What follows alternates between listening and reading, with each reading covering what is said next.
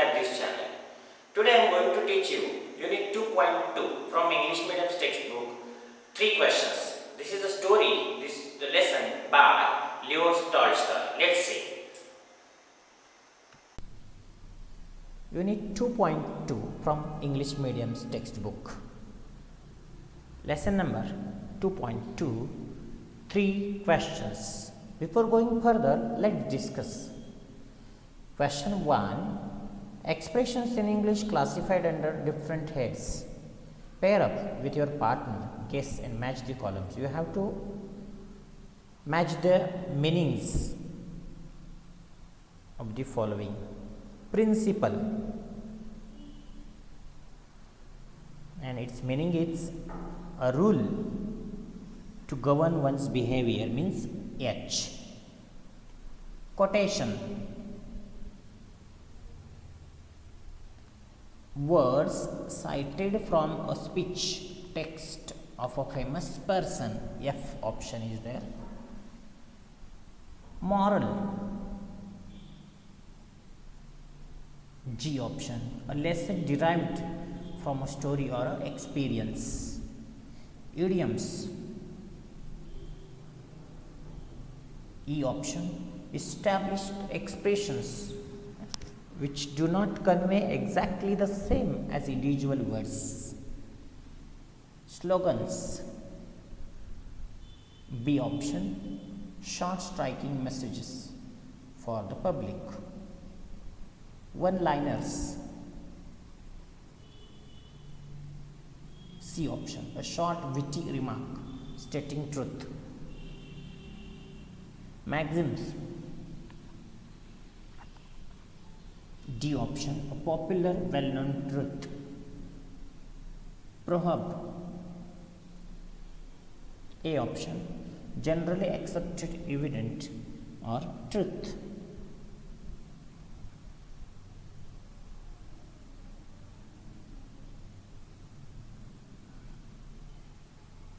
Second, read the polite requests, suggestions and complete the gap in responses. Make sure they are polite and not repeated. You have to give response it. Could you lend me your dictionary? If you accept, you reply, yes, here it is. If you refuse, no, sorry, I'm sorry, I can't eat. Can you please pass the salad? Acceptable statement or response is sure. And if you refuse, or maybe, if you refuse, no. And if you accept, here you are. May I know the exact time? If you accept, right now it is exactly 10 to 6, whatever the time may be. It's alright, thank you, I can manage it, etc. Shall we plan class picnic? If you agree, accept. Yes, it is. If you refuse, no, not now. I am not going to native place, my native place for a month. Now, do you need help? If you accept, yes, please. If you want to refuse, it's alright, thank you, I can manage. Is it alright if I use your laptop? If you accept, yes, I can spare in an hour. If you refuse, well, could you wait some time? I have some things I need to complete. Let's see if you remember the nursery rhyme you must have sung as kids. The time to be happy is now. The place to be happy is here. And the way to be happy is to make someone happy and to have a little heaven right here. You can listen to this song on the internet. Let's move to a very nice lesson, the 3 questions. The three question, this is a beautiful parable written by the world famous Russian writer Leo Tolstoy. It brings out the importance of time, the people in our lives, our actions, and most of all, the quality of forgiveness. Background of Leo Tolstoy. He was born in 1828 and was passed away in 1910.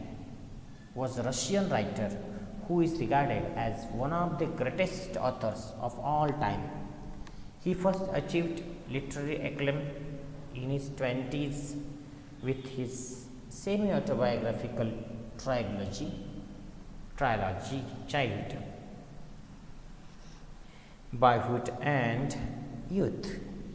The parable is a short story. What is parable? It is a short story with a moral lesson. A parable usually has a human characters.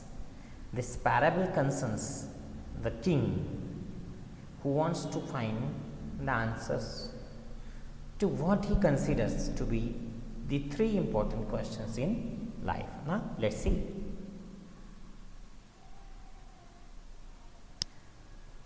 Once a certain king had an idea. Once a certain king had an idea.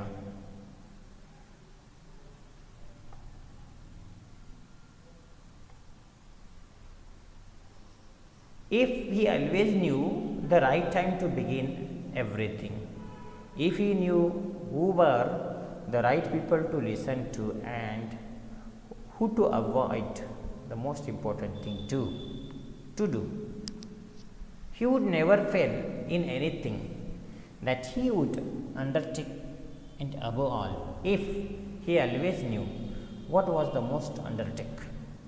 Since he was convinced that he was right in thinking this way,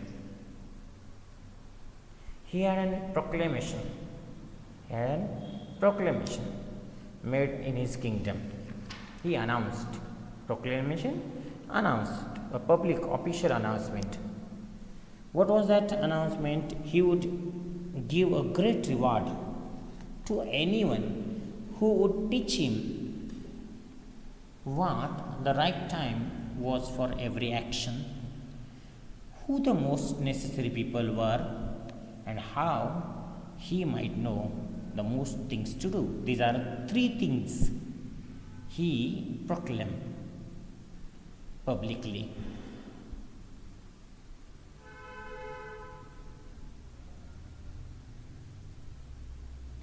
Many learned people came to the court.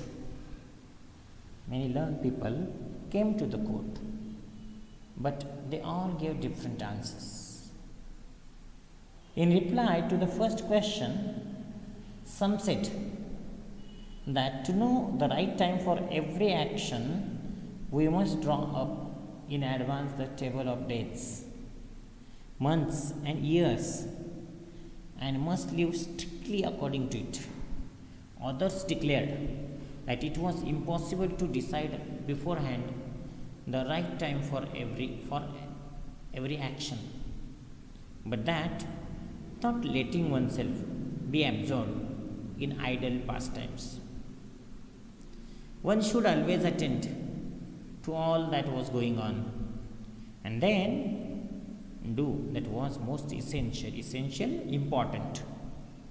Yet others said, some said, that it was impossible for one man to decide correctly the right time for every action, and that the king should instead have a council of wise people who would help him to fix the proper time for everything.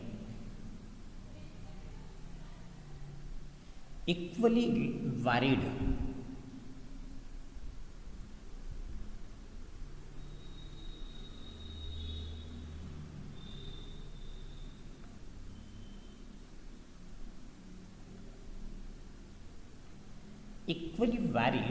were the answers to the second question. Some said the people the king most needed were his counselors. Some said the people the king most needed were his counselors, others the priests, others the doctors, while some said the warriors were the most necessary. To the third question about what was the most important occupation, some replied that the most important thing in the world was science. Others said it was skill in warfare, and others again it was religious worship. The king was convinced by none of these answers and gave the reward to none. He decided instead to go to a hermit who was widely renowned for his wisdom. So the king decided to visit a hermit who was very famous.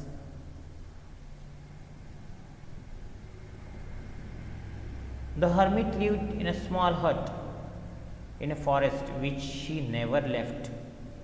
He spoke only to common common people. So the king put on simple clothes. The king put on simple clothes. He gave up. He gave up his clothes, the king's robes, and approaching the hermit's cell. Cell? Here, cell means a small room or a house. Dismounted his horse and left his bodyguard behind.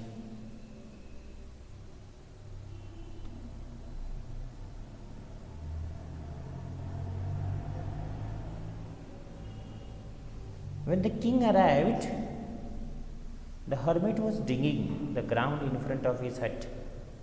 He greeted the king, but went on digging. The hermit was frail and weak. The hermit was very frail, very weak. And each time he struck the ground with a spade and turned over a little earth, he breathed heavily. The king went up to him and said, King asked the hermit, I have come to you, wise hermit, to ask you to answer 3 questions. First question, how can I learn to do the right thing at the right time? Second, who are the people I most need?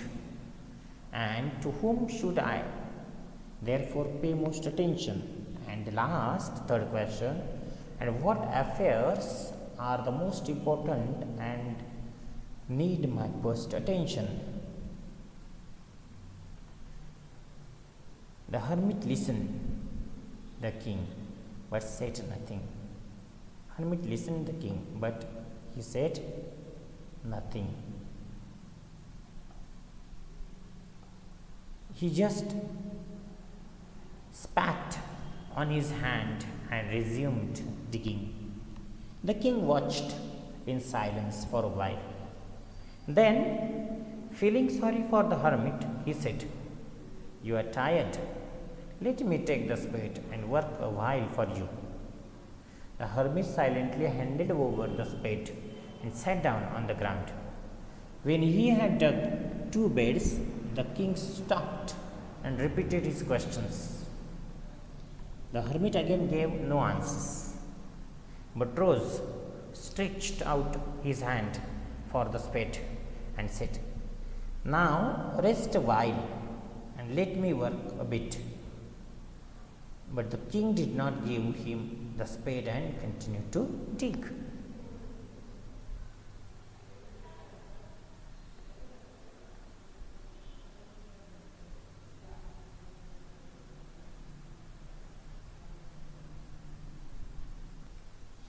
One hour passed, and another.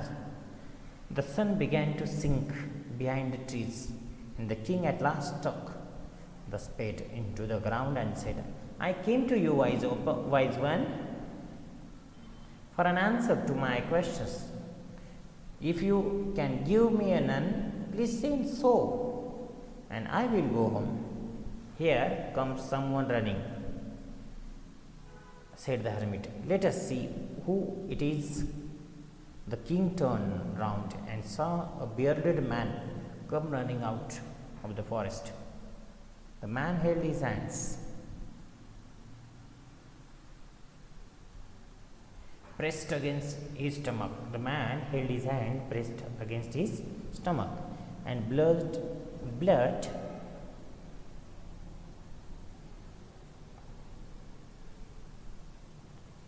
was flowing from under them. The blood was flowing. Blood was flowing under them. When he reached the king, he fainted. That man fainted and fell to the ground, moaning feebly. The king and the hermit unfastened the man's clothing. There was a large wound in his stomach.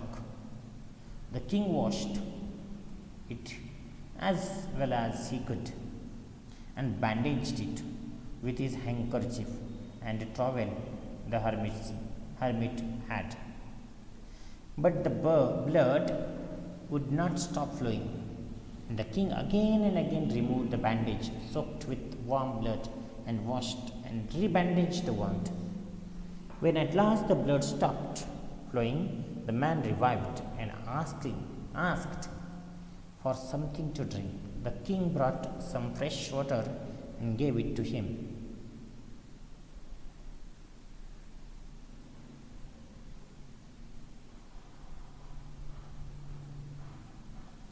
Meanwhile,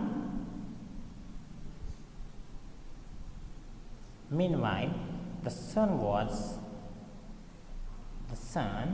had set and it had become cool. So the king, with the hermit's help, carried the wounded man into it.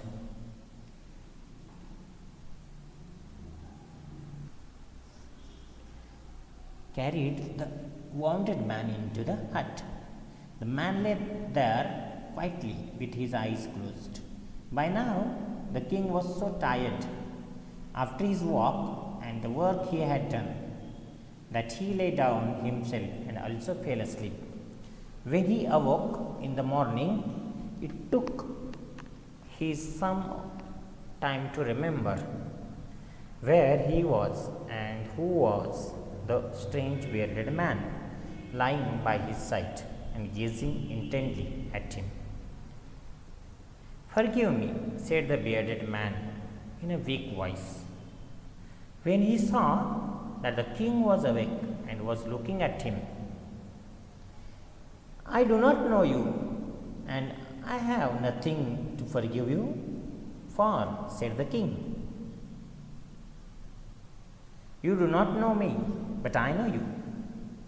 I am that enemy of yours who sought to revenge himself on you because you executed his brother and seized his property.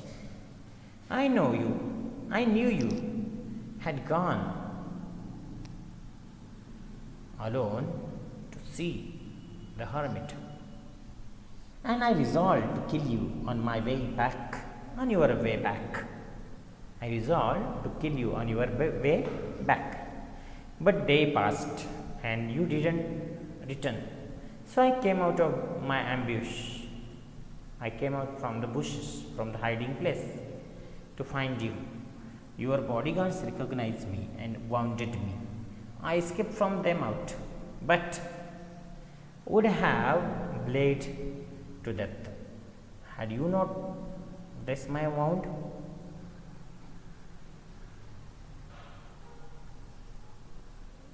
I wish to kill you, but you have saved my life. Now, if I live, and if you wish it, I will serve you all my life. The king was very glad to have made peace with an enemy so easily and to have gained him for a friend. He not only forgave him, but said he would send his men and his own physician to attend to him. The king then took leave of him and went out the hut to look for the hermit. Before going away, he wished once more to beg for an answer to the questions he had asked. The hermit was outside, on his knees, sowing seeds in the beds that had been dug the day before. The king approached him and said, "For the last time, I pray you to answer my questions, wise man." "You have already been answered," said the hermit, still crouching on his thin legs and looking up at the king who stood before him. "What do you mean?" asked the king. Do you not see?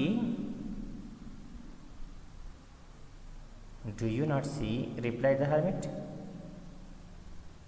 "If you would not pitied my weakness yesterday and stayed to dig these beds for me, you would have gone back and been killed by that man.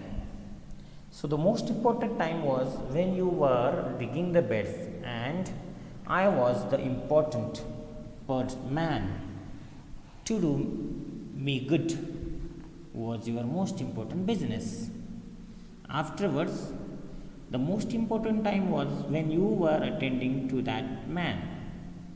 For if you would not bound